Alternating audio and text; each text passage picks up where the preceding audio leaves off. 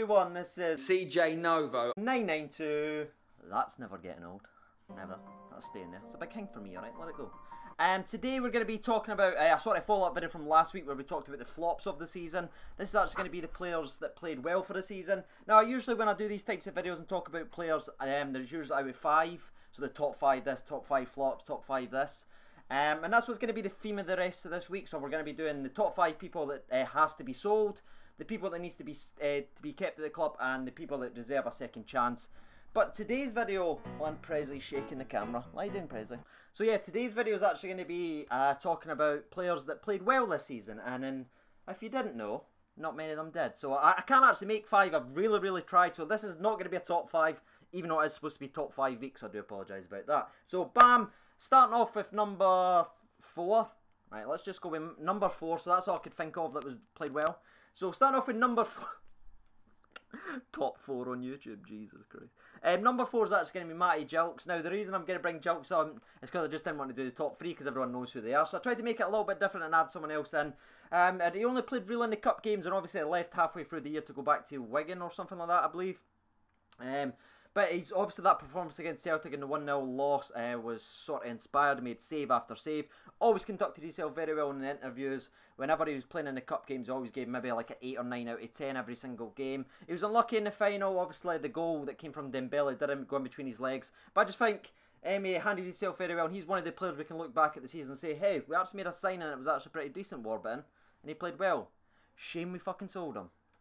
So yeah, he was gone already. So bam, number 3. Now this is where it gets a bit more complicated and I might sort of annoy a few people. But I'm going to start off with my number 3. I'm actually going to go with Clint Hill. And the reason I went with Clint Hill is because he came on a free transfer and I was very sceptical because he was like 48 years old when he signed.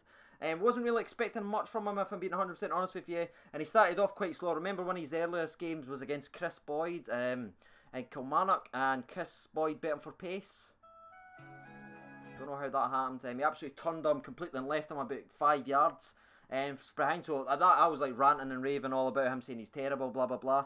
But then he stuck with it. He got better and better. He worked with the system, picked up, and he's ended up being one of our actual better players of the season. And he was really unlucky to give his interview. If anyone's missed his interview during his last man of the match game, where he was talking about how if anyone's needing an old centre half and stuff like that, it's really sad. So I think he deserved definitely a new contract. Maybe you guys will let me know down below. Would you have gave Clint Hill another contract? I know I can see the argument where we're trying to clear the wages to get some younger players in, but at the same time you need someone who has got experience that can teach the David Bates, the Biermans and stuff like that of the world. Hashtag Batesman. Moving on to number 2. Now this is where it's going to get complicated, because I'm actually not going to go with Kenny Miller. I'm not actually going to go with Fotheringham, because everyone thought Kenny Miller was going to be number 1 in my thing.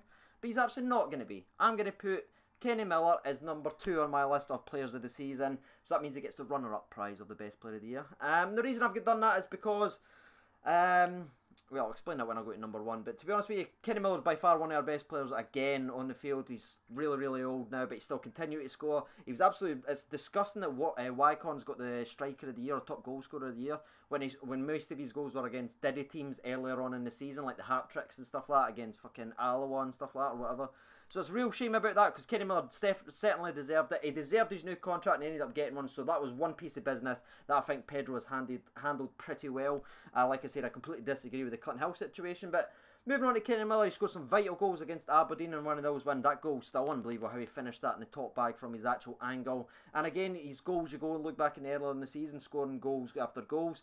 And then you start to see like the industrial side of Kenny Miller, where he can play anywhere. He's played on the left, he's played at the right, he's tracked back and played right back, he's played centre defensive mid for like the last 2 games of the season. And you just have to say, it's someone at his age, he certainly doesn't need to play for the money. He's got plenty of them saved up. He's obviously playing for the badge, and I think he's the only one, apart from these people on this list, that actually played for the badge this season and actually tried throughout the entire season. So Kenny Miller gets my runner-up of the player of the year.